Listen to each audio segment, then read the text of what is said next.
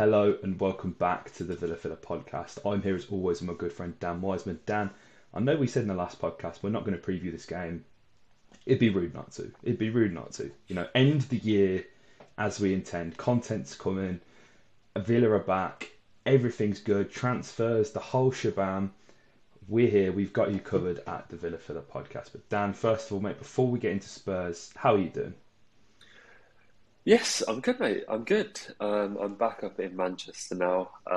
So avid viewers of the podcast will know that I'm back in my usual setting as opposed to my mum's office. Back with a mic as well, so hopefully I'm sounding a little bit better than I did in the last episode. But thank you to everybody, as always, that watched that Liverpool episode and put up with what was me in this sort of dark, dank room with no microphone. You know what, mate? Being back at my old house and recording, no mic or anything like that, really felt like the old days. Really brought me Yeah. back. So I'm quite happy to be back in the normal setup and everything like that. And we're recording with some new software now as well, which hopefully, will bring you guys a better product. So going into 2023, mate, the Villa Filler podcast is on the up. The product is getting better, we hope. If only the team would do the same. That's the only thing, isn't it, mate? That's the only thing. We're giving it our all. I'm sure they're giving it their all as well on the pitch, but it'd be nice if it would transfer itself into results. Am I right in saying that's going to be the last podcast recorded at your old house as well? Yes, Right? that is. That's going to be the So, I last one. mean, this is it. This is it. I'm no longer a local. So my parents have moved out of Birmingham and everything like that. So my residence is now solely Manchester. So yeah, does that make me I can't really be a glory hunter because there's no glory to hunt, is there? I think I'm just a hunter. So yeah, getting to the villa is going to be a mission from now on. But you can bet your bottom dollar that I'm still going to find the time every now and again. So yes, yeah, that is me. It's over and out in Birmingham, which is emotional. But yeah, here's to the future, mate. Absolutely, mate. Absolutely. And things can and will only get better. Sometimes things get worse before they get better, and I think we may experience that with Tottenham away. It's a game where, listen, the table doesn't lie. Spurs are sat in fourth, I want to say, and it's like after the Liverpool game. I've really sat on the Liverpool game, and I don't feel any different to what I did from when we spoke a few days ago, mate. I did think it was generally a really good performance, and that it was just Robin Olsen really conceding the third one is the only thing I have a complaint about. Emmy concedes the other two goals, in my opinion. The more clinical team won. I was about to say the better team. Maybe they were the better. They probably were the better team. But that's football. That's life, isn't it? That's how it works. And Tottenham away, it's always going to be a tough game, especially when Conte has his players as well drilled as they are. And we kind of spoke about it briefly in the last podcast.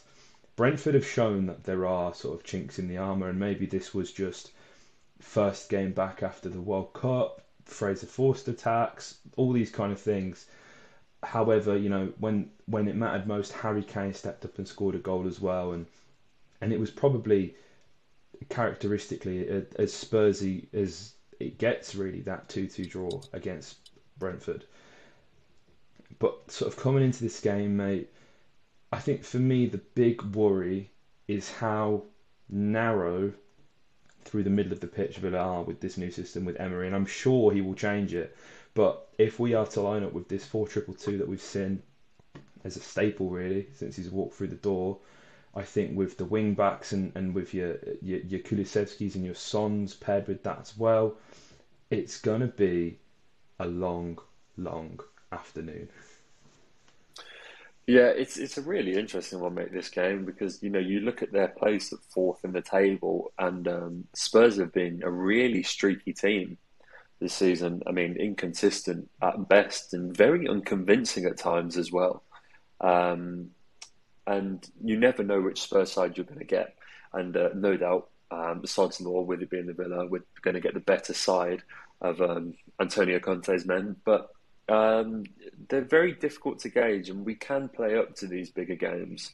I think my main worry with the 4-2-2 is I think the lack of width is definitely up there. But for me, like, I do worry about two men midfields And obviously, when you're in the defensive phase, we've seen it like sort of drop into that 4-4-2 that you spoke about after the Liverpool game. But when in those sort of in counter-attacking situations, when the opposition is in transition and you don't get the chance to adjust yourself and get back into those two banks of four, having two deep line midfielders means that you're going to get overrun more often than not, unless you have the time to get back into those two banks of four. And that's the only thing that worries me maybe a little bit going into this game, is because we all know how Antonio Conte likes to play. We all know, often given the nature of sort of his trademark formations, how those midfield areas can often become overloaded and quite contested, and winning those battles of attrition in key areas of the pitch is very Conte. And so, yeah, that's maybe one of my sort of concerns that's simmering on in the background. But I don't think we need to be too reactionary on the formation. Like, you pointed out very rightly that that's only Emery's first loss in charge of Aston Villa, and we can't throw our toys out the pram and say that this formation isn't working when before that it had done really well for us. So I think we'll stick with it, and rightly so. But yeah, that Spurs team is very difficult to read, and that's why it makes this a hard game to preview. They'll be a better side because they too, like us, have had their World Cup winners return. Christian Romero is back in Spurs training and in contention to play, and likewise we have Emi Martinez back. And to be honest with you, mate, I think he could still be hungover, and we'd pick him to be in goal. Yes, it would be good to see. Should Emi being in between the sticks tomorrow night, it would be really good to see him, and it'd be really good to see, like, to go up against one of his teammates that he's just won the World Cup with as well. Someone that played just in front of him, and that they all formed such a key part of that back line. Seeing Cuti Romero go up against Debu would be quite something. So yeah, here's hoping those boys are involved. Absolutely, man. And like to go back to your point about the midfield, you look at that.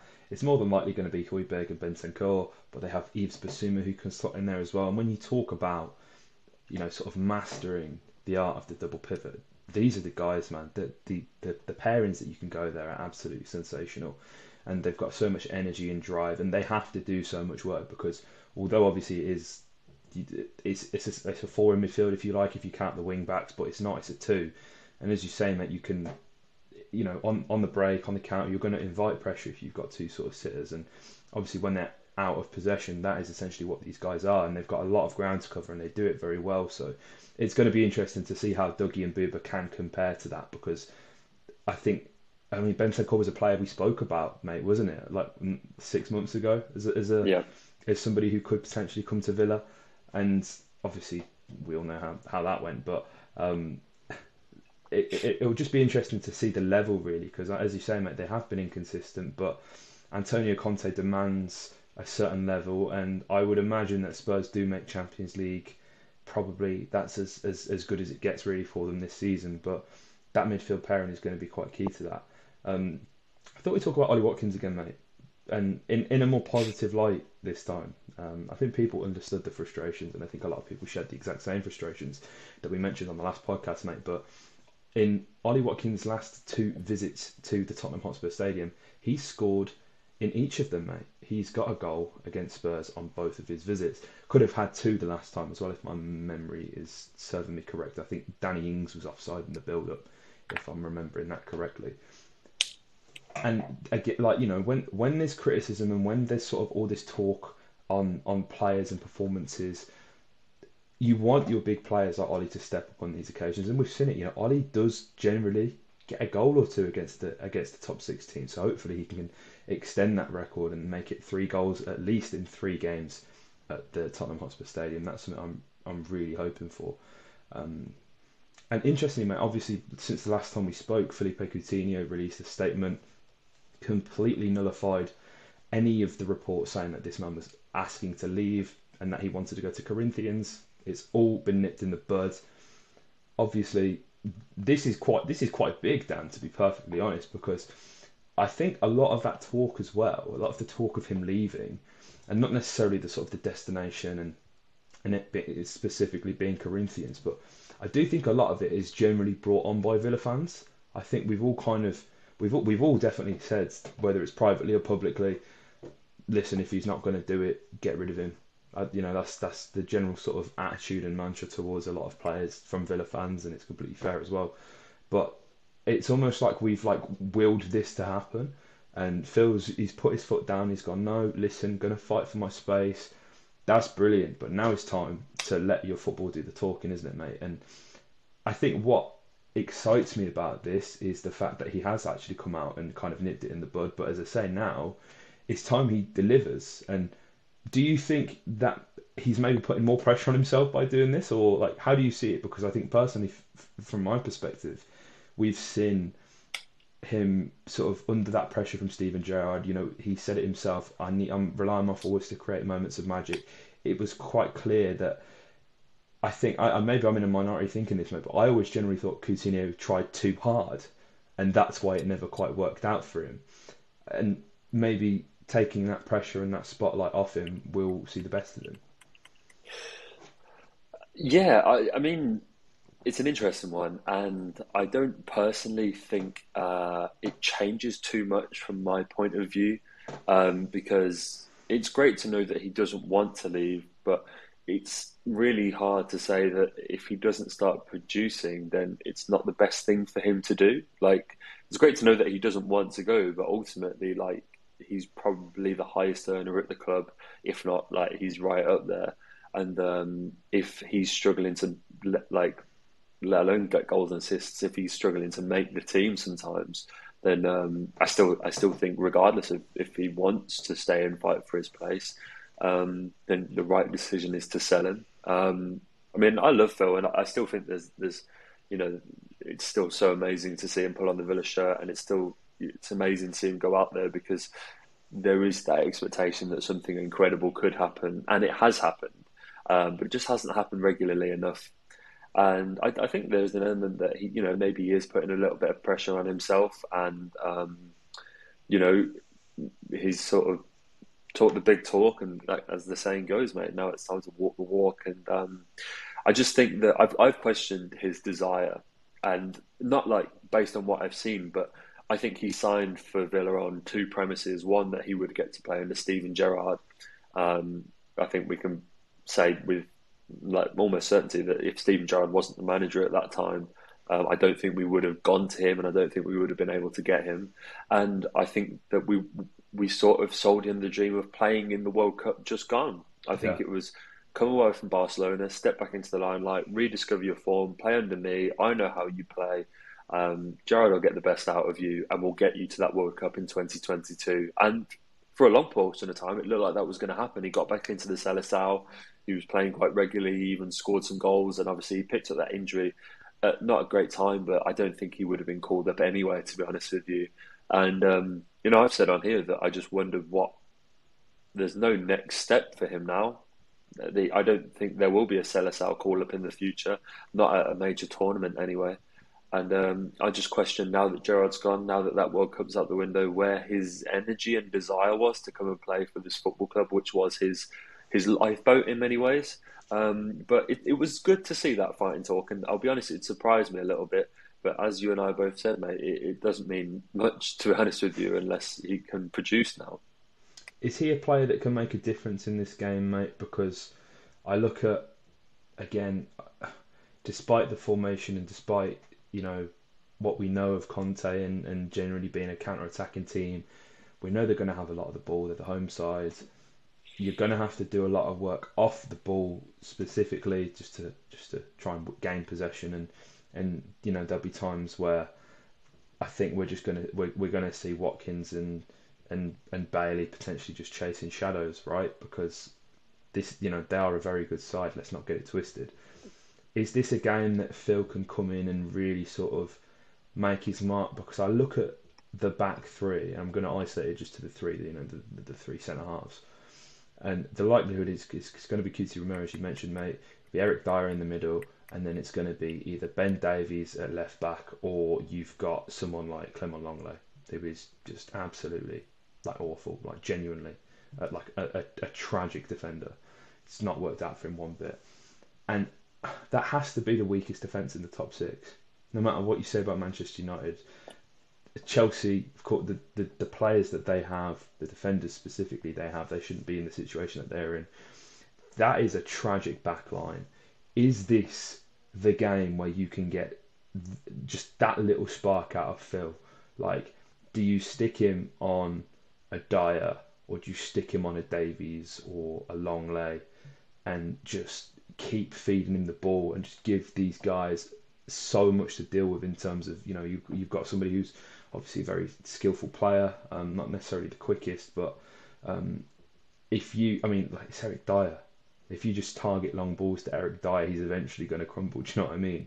Um, is this a game for Phil, or is this going to be unchanged? Are we looking at Emmy and McGinn as the tens again? Like, what are you thinking, man? It's really difficult. Uh, I think Buendia will play. I think Coutinho is a player that operates better in transition and operating on instinct and in those half spaces. I think that's where you're going to get the best out of him. But you know, you can't. It's really difficult to say because Guinea, I don't think is at all the right player for those wide ten positions. I think you and I both said when Emery joined that he was one of the players which I think Emery's arrival would have been a red flag for because there's not that obvious space for him in this team. Um, and I think Coutinho is maybe one of the similar. I think he's the same. 'Cause it's like I think in an ideal world, would like to operate more centrally. But obviously, there is a sort of if you can give him a free role, as like a free role in one of those 10 positions, I think he can definitely have an impact in a game like this. But yeah, it's hard to say, mate. I'm not too clued up as to how his recovery is going, and if he is available for this game, I'd definitely like to see him at some point. Um, but on the grounds that I think he's got every chance to start actually, because on the grounds that I don't think Emmy or Guinea were particularly standout in the last game. It's conceivable that one of them could be replaced, and without JJ as an option in those positions, who will come back and take one of those spots because he was fantastic against United. Um, I think there is a spot open there. Well, that's the thing, isn't it, man? And he came on obviously and had a little bit of time at the end of the Liverpool game, but it was nothing too serious. So, as you say, we don't know where he's at in terms of recovery. But just looking, mate, 1st of January, obviously Tottenham, 4th of January, Wolves, 8th of January, Stevenage, 13th of January, Leeds, 21st of January, Southampton. You, Big this is games. this is the time to use the squad, and like I'd be kidding myself if I sat here and said to you and everyone listening, Dan, we're going to absolutely steamroll Tottenham. We're going to do them full strength, blah blah blah blah. But like this does probably feel like the game where if you're trying to rehabilitate Phil and you're trying to get him up to the level where when you're looking at Wolves or definitely Stevenage that you're going to get the best out of Phil, you're going to need to get some minutes in him here, right? Yeah, for sure. And like I think this is a good time because we mentioned that Spurs are like they're not the sturdiest of teams, and they could set a club record actually in this game of conceding two or more goals in seven straight Premier League games. And obviously, we spoke about in the last episode, and that like it almost feels like 2 seasons and carrying these stats over can be perhaps a little bit misleading. But you can bet your bottom dollar I'm going to do it on that occasion. And this I was sort of doing some digging on these kind of stats, and Emery has never lost to Spurs. He's only met them 3 times, admittedly, in his time with Arsenal, but he came out at least on top in all of those North London derbies. And he's never had a 0-0 draw. Did you know that? I did not So know that. he holds the record actually for the most Premier League games managed without a goalless draw. He's currently at 55. I think he's level actually with Ozzy Ardila. So if we don't draw 0-0 in this game, at least Emery gets a record for that one. And so our record against Spurs isn't great. They've beat us on the last 12 or 14 occasions. But this is a different Spurs team, and this is one that does concede goals. Obviously, we've seen that they do rally well. They've got the most points in the Premier League from losing positions, and they've actually been trailing at half time in a lot of their games. They've gone on to win in the second half.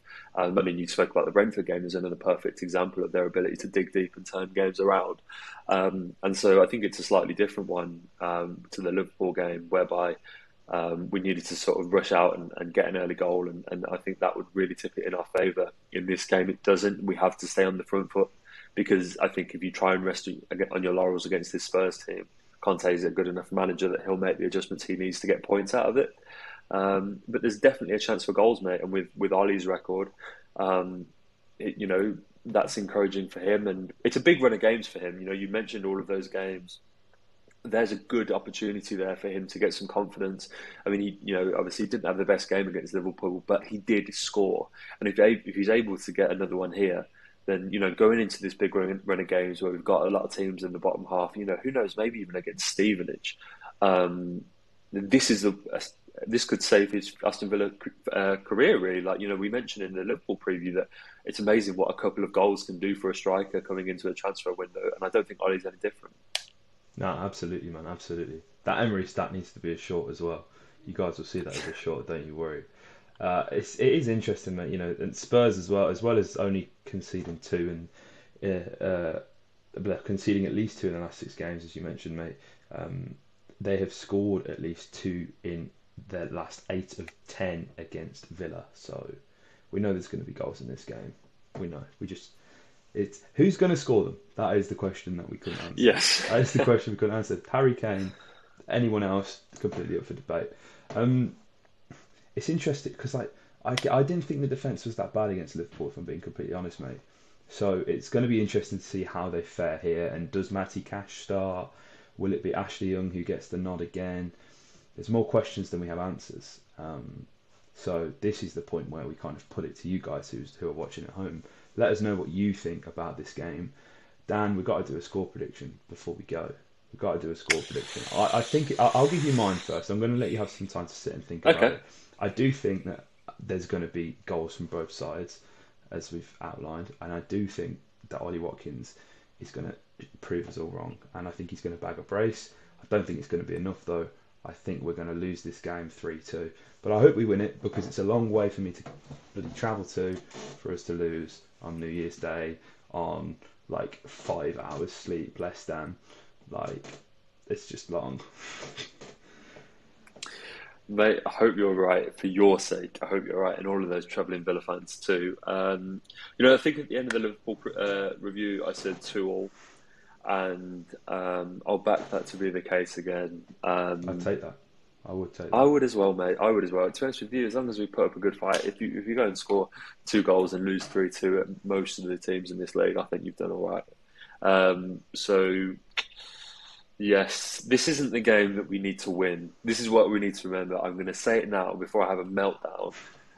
The games that are coming in January are the important ones. If we go and lose this one, it's not the end of the world. But remind me of that in the post-match.